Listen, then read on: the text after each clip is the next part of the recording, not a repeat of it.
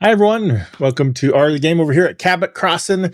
And we are back, as we always do. We talk about role-playing games. We combine our years of experience to share some tips, some tricks, and do a little debating. And also throw out some keywords. Shout out. Debating like this. Yeah, that's right. Shout out. Anyway. Shout out. Okay, so anyway. Key and word. There we go.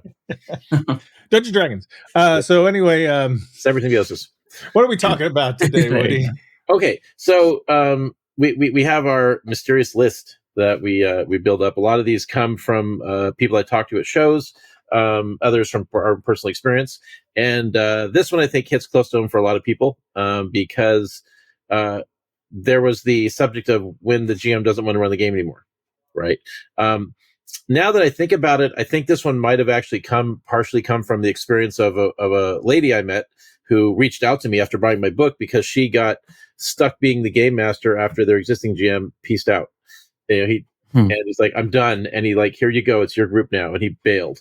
And then she had to keep the game going. And so, I gave her some advice on, how to approach, because suddenly they had played my game like, no, we're going to keep doing. And she's like, oh shit. But like, I don't know how to do science fiction. But the thing is like, I think, I think I've gone through this twice, not so much the first time, not so bad because I just needed a break. But like, there is a point where like, as a GM, you feel like, you can't, you just don't have the creative energy.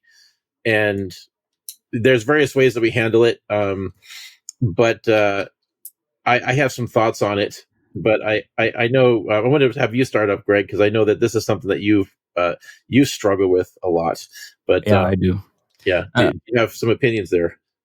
I do struggle with it a lot. A lot of times I think it is related to the group. I get tired of not the people, but I get tired of the game that we're playing, and not the system. I mean, like the actual campaign. I get tired of the campaign. Best way. And I'm not sure why. It's not like it's not interesting. It's just it becomes it always ends up becoming the type of work I don't really like too much, which is you just have to keep track of all these things that they've done and know all the different angles of things that could happen and stuff. And then you have to make it whatever they do the previous session work within those constraints. And it eventually just becomes a bit too much like work to me.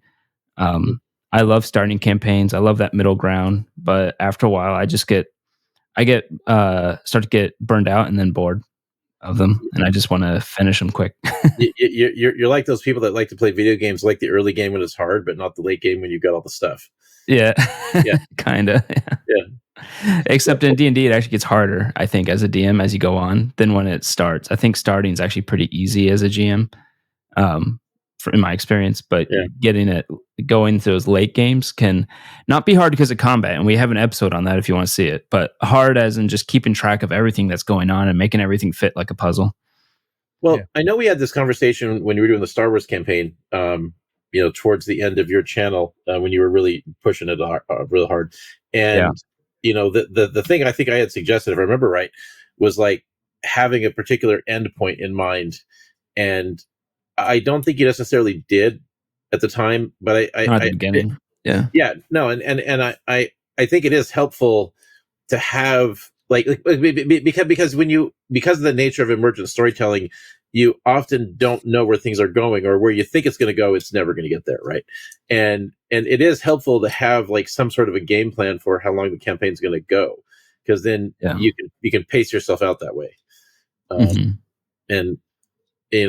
again, I don't think we had that with the Star Wars game. Not until halfway through. Yeah. And it might have changed things for you if you did know that it was going to go for this amount of time, and then we were done. How long did the Star Wars game run? Because I started, later. About a third of the way through, I think. Was it? Yeah, I think so. Because you all pretty much wrapped up the first act, I would say, on Rishi when your character appeared. Yeah. Well, Marks, have you had to deal with burnout? Yeah, I burn out sometimes. I think it's more with either a system. I want to experiment with a different system, shiny new something, or sometimes a group. If I'm disappointed with how the game's going, maybe I feel like I was wanting something and it's not turning into that for some reason. But yeah, so I've had that happen before. So I guess what I do is either take a break a little bit or take a break from the group, or I convince them to try out a different system, or I convince them to let me experiment with something. So, but yeah, it is tough to do character arcs. I'm trying to think, when Greg said that, I was trying to think what the longest single story arc I've done as a GM.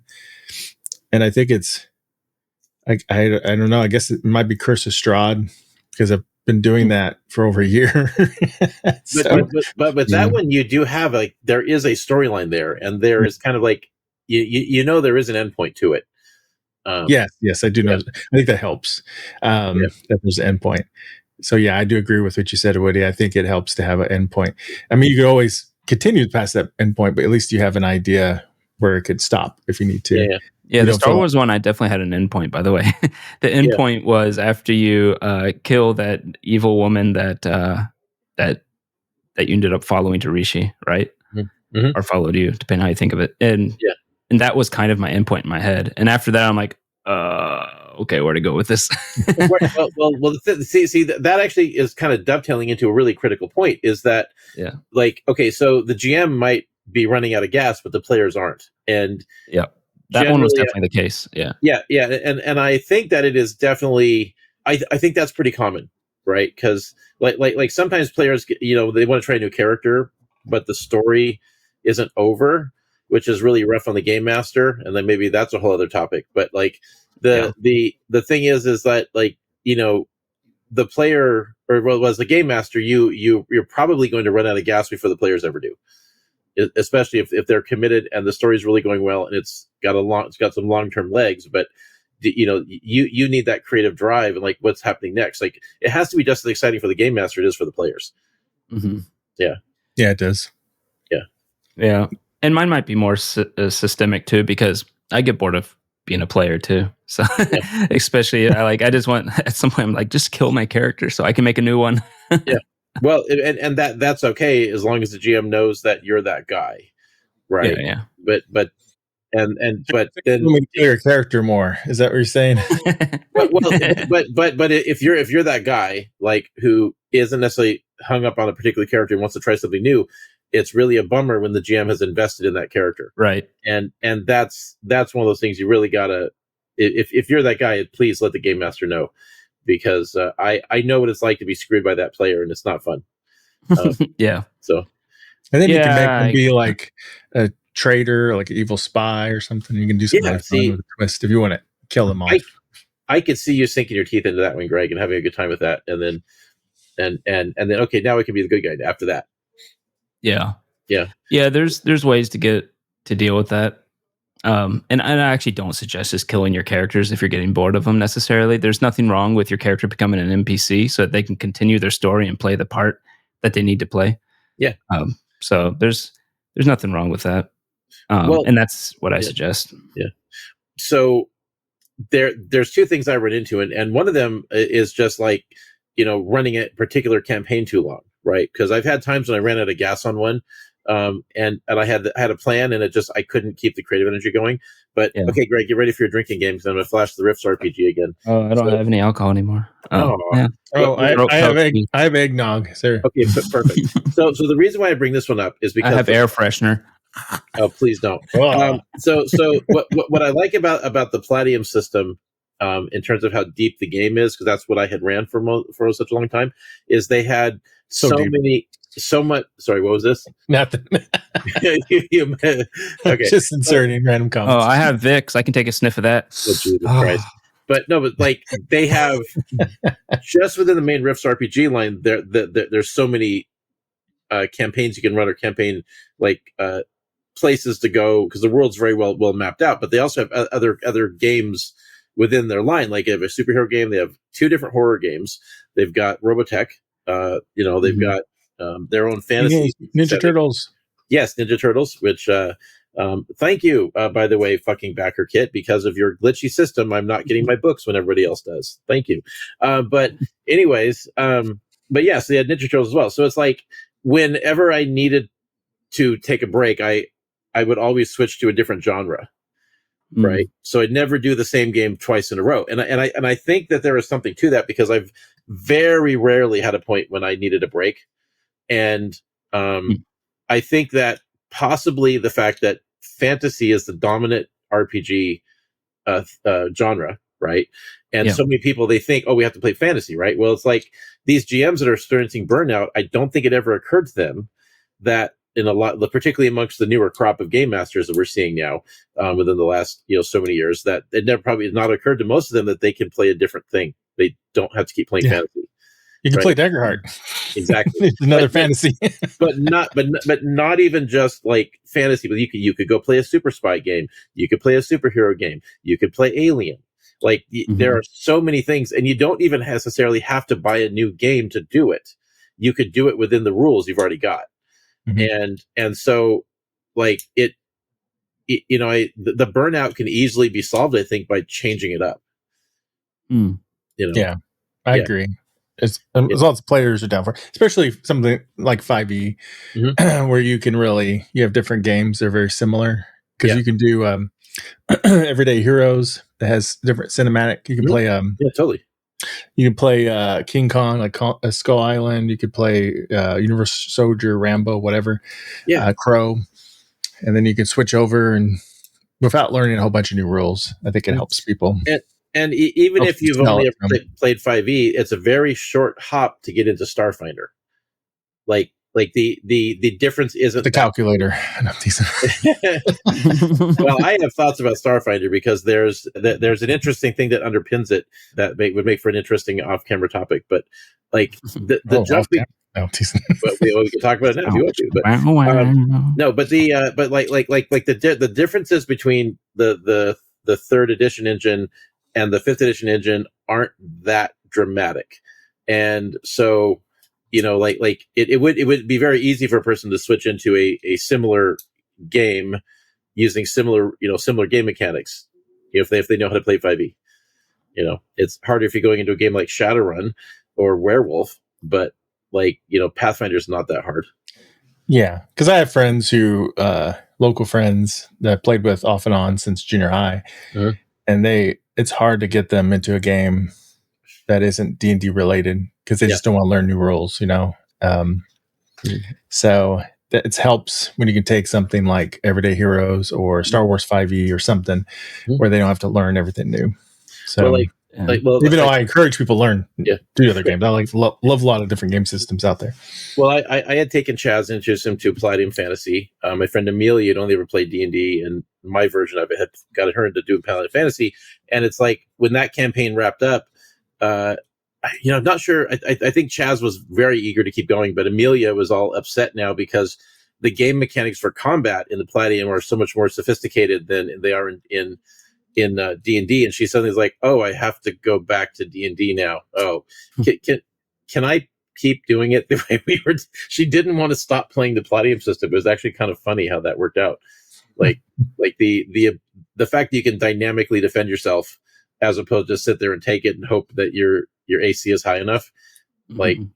She was like I had a convert there, and try a new game. Sometimes you find something that you like better.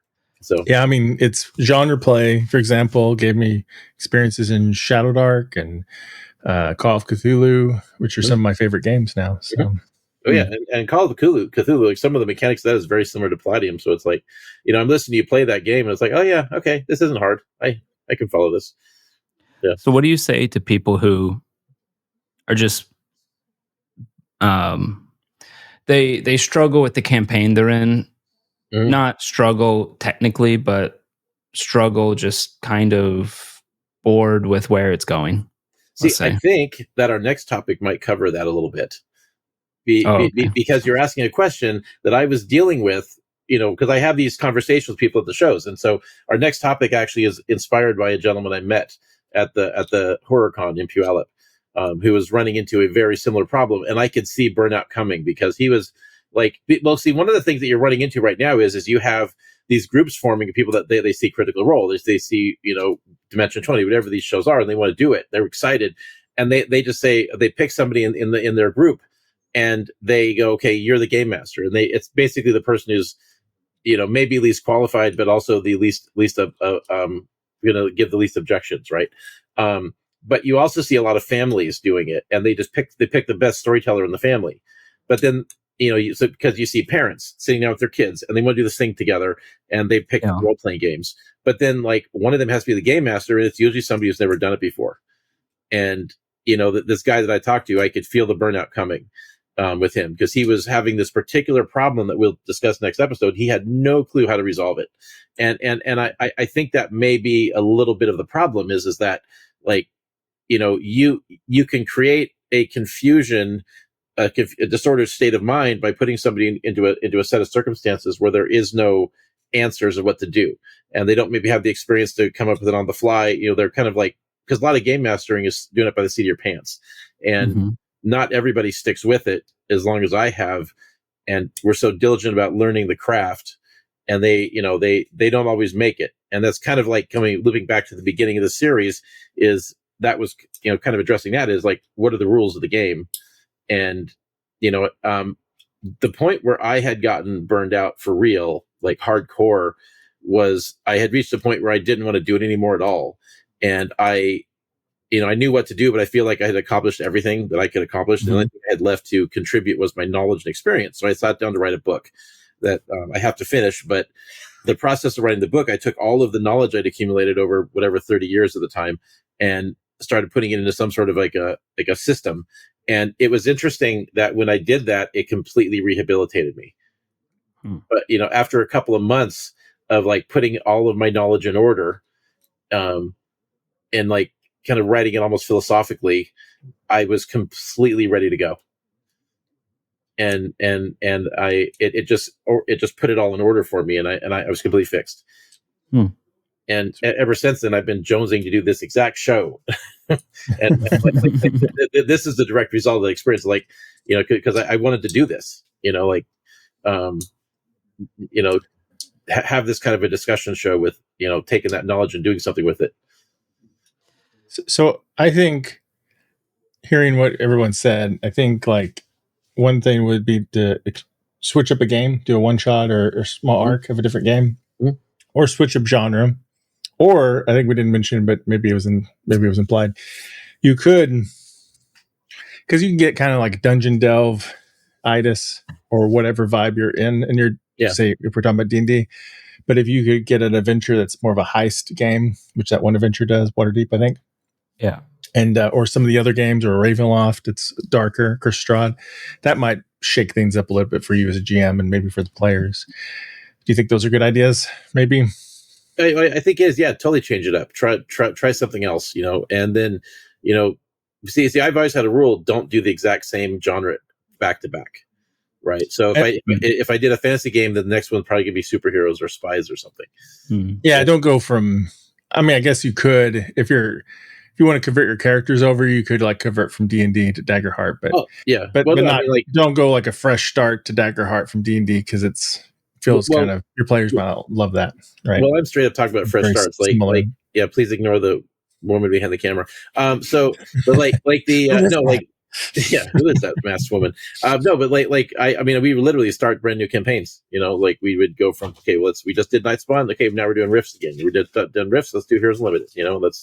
I mean, we do that genre play all the time, but I could see like my local group or something might, if we're playing D&D for a long time, they might feel like, oh, let's start over. They might be interested in converting over to Daggerheart, for example, the same characters or something. I just saw a video actually about, maybe you already know this, Greg, like in Critical Role, the new season of Critical Role, they actually revealed all new character classes for all the characters, like new original character classes. So that's a way you can. So they homebrewed some tweaks on character classes and stuff. They seem to homebrew a lot there.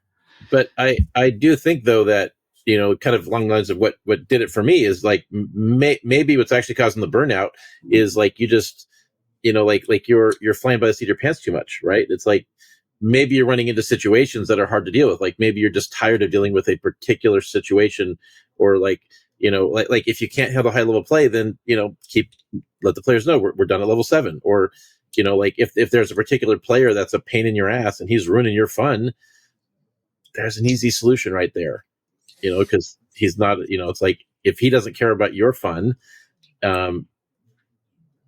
Yeah. What are we saying, Woody? Well, what I'm saying is that like the game master's experience also matters. It does matter, unless you're a pro GM getting paid for this thing. Then you're a experience of the game. Maybe even matters. Well, it matters just as much. I would It say does almost matter just matters as a lot. much.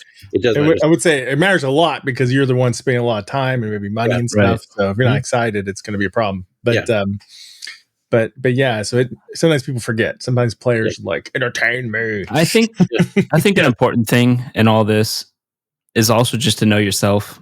For instance, I've always been the type that I love to learn things, and then after I learn them, after it becomes routine, I end up hating them because I just get bored as hell. Like I've done so many hobbies. You can see my paintings back there. I've done woodworking. I've done writing. I've done all these things, and then once I figure it out and get good at it, I'm like, this is boring now, right? So I know I'm that way. So in general, I should probably keep to shorter campaign arcs, right? And you can always come back to it if you want, but keep to shorter campaign arcs and just know that's the way you are. That's just, you're going to get bored of it if it goes too long. And I think that's okay. I think I have a tendency to do that sometimes too. But I think I can keep something going if I can homebrew or tinker. I always want to tinker. It's tough for me not to. Well, one of the most successful campaigns I ever did was when we were doing the big playtest campaign for my game. I wanted to kind of see like the characters at the full scale of their power level, and so what I did was, as I think I've mentioned before, like I basically said, okay, every 4 levels or every 4 sessions you level up, right? And so we had a very set ending on the campaign, and it didn't hurt anyone's fun the fact that they were heading towards level 20. But we also knew that at level 20, that's when the end game happens. So whatever the campaign is, that's whoever the main villain is at that point, that's going to be the main, obviously, one for the campaign. But it's like, it worked really well. Like we went for about a year. We had a solid experience.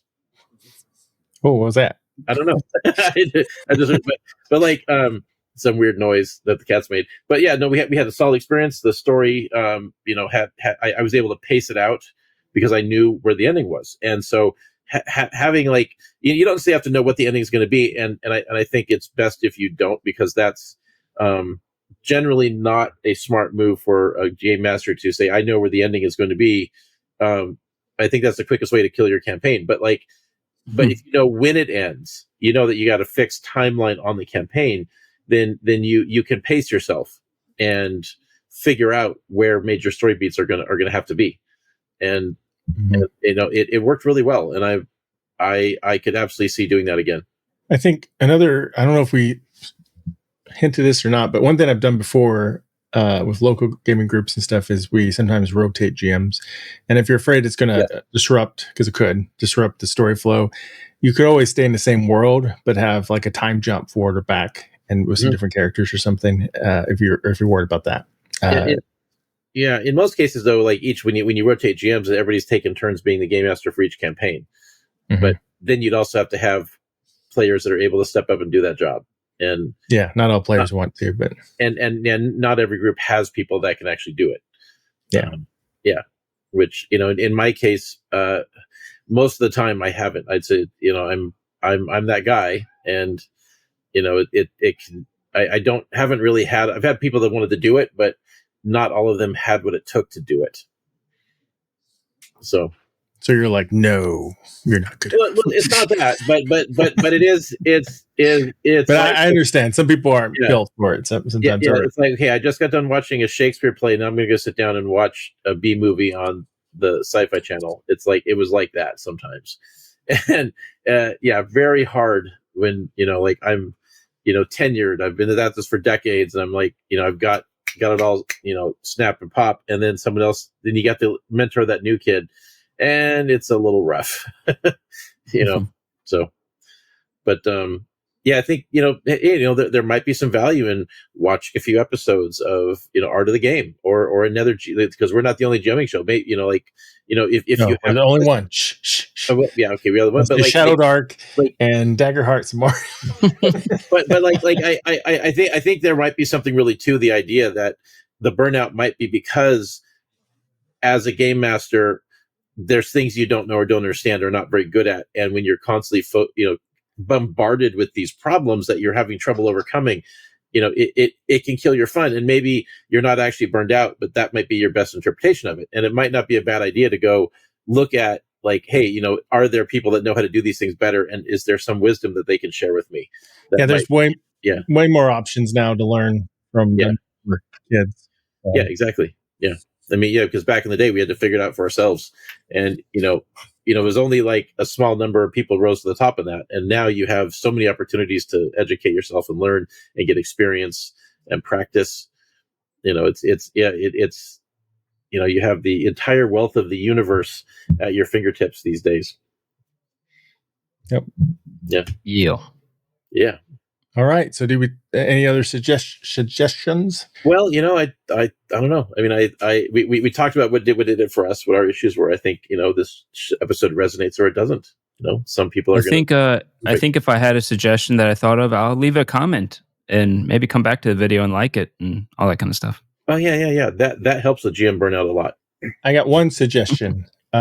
Inspired by Shadow Dark, especially, or old school gaming. Random generators. If you're kind of like, I'm bored, blah blah blah, use one of these random generator things to come up with your next plot or a monster or something like that, and maybe it'll make it a little more exciting for you. So 'cause sometimes that's fun.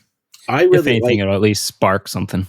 Yeah, I really enjoy taking like the random BS that happens in the game, like there's something that goes wrong or something weird thing a player does, or whatever happens on a chart, and like, how do you make this work? Like I love that scenario, and then building on it, because like there's nothing worse than having unlimited freedom. You will do much better when you have some guideposts to follow to build off of. It's actually better for creativity and inventiveness when you are working under limitations, I think. Yeah. And there's just lots of books in general about random tables and stuff. And you could use AI too, if you want to. Yeah. Make a random table. Yeah. But you can come up with different ideas. I think that's one of the things I like about Shadow Dark, and I didn't realize was so until I experienced Shadow Dark and thought about it, was so prevalent in old school gaming was these random charts, like how life paths were in Dark Conspiracy and Traveler and stuff. It's kind of interesting. I used to love their charts. Yeah. Well, with this game, I actually put like 101 adventure ideas in there. It's like there's a random roll chart. It probably made it twice as big as it should have been, but you just throw a percentile dice, and if you need an idea, boom, there's an entire setup for an adventure right there. And there's so many of them, you'll never run out of ideas. That'd be good for random quests too, if you're trying to get like faction influence or something like that. Totally. Yeah. Yeah. My biggest problem was pulling it back where they all had to be standalone, and like I kept putting these ones where it's like, no, this one leads into this one, leads into the next one. It's like, no, it's never going to work. You gotta. It started looking like a Pathfinder feat tree. Right. Yeah. No. Well, every time that happened, I had to rip those out, put them over here, and get back to that later, because like there's, because that's not the point of the chart. Yeah. All right. So we're good. I think we're done. I think we got. I think we have our penultimate episode for the season. Yeah. This is episode, I believe, 49. So can't believe it's been that many episodes. So. Wait, it's 49 penultimate? That would be awesome, and like really hurt all the OCD people. Well, if we're capping it at 50 in this batch, then season 1. Yes. Yeah, season 1. Yeah. Because we gotta do seasons. It's coming to the end of the year, right? So, all right. The season to do season. So I hope that was helpful for everyone. Please let us know in the comments what some stuff that's helped you out whenever you're burning out, and share those stories. Make it a conversation. We will be watching and commenting. Yeah. and did any of these suggestions help? Yes. Yeah. I don't know. Somebody might be like, no, none of these helped. Hopefully they helped. You can't help me. All right. Well, thanks everybody for watching. And don't forget Shadow Dark, Daggerheart. Thanks, YouTube. Okay, bye. EC20, D&D, Cyber Symbiosis. Bye. When the dice roll high, we touch the sky. But when they crash, it's a belly laugh. Genre play, lighting the way. Our tales are